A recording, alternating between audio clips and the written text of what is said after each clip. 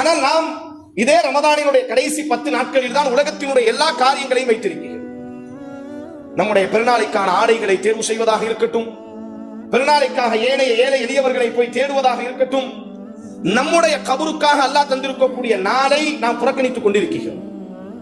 ஆனால் அன்னை ஆயிஷா சொல்கிறார்கள் ரலியல்லாஹு அன்ஹா, கடைசி 10 நாள் அல்லாஹ்வின் தூதர் உலக காரியங்களை விட்டு தூரமாகுவார்கள், மனைவிமார்களை விட்டு தூரமாகுவார்கள், உறவுகளை விட்டு தூரமாகுவார்கள், அமல்களிலேயே அல்லாஹ்வின் தூதர் காலம் கழிப்பார்கள்.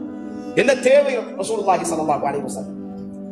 சொர்க்கத்திற்காக, சொர்க்கத்தினுடைய ராஜன் அவர்தான் சொர்க்கத்திற்காக சொர்க்கத்தை முதலில் தட்டக்கூடியவர்.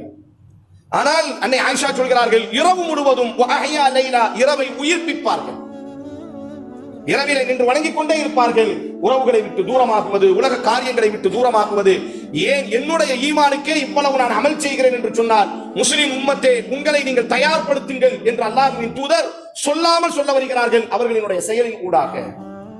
அதனால அன்பான உறவுகளே, ரமதான் நிச்சயமாக அடுத்த வருடம் நம்மை சந்திக்க கூடும். இதே அளவிற்கு ஆரோக்கியமும் இதே அளவிற்கு ஆயுளும் நமக்கு கொடுக்கப்பட்டிருக்குமா என்பது ஒரு பெரிய கேள்விக்குறியாக இருக்கிறது. அதனால் இந்த 10 நாளை திட்டமிட்ட அமலுக்காக நாங்கள் திட்டமிடுவோம். குடும்பமாக உட்கார்ந்து பேசுவோம், பெரும் அளவிற்கு அமல்களிலே ஈடுபடுவோம்.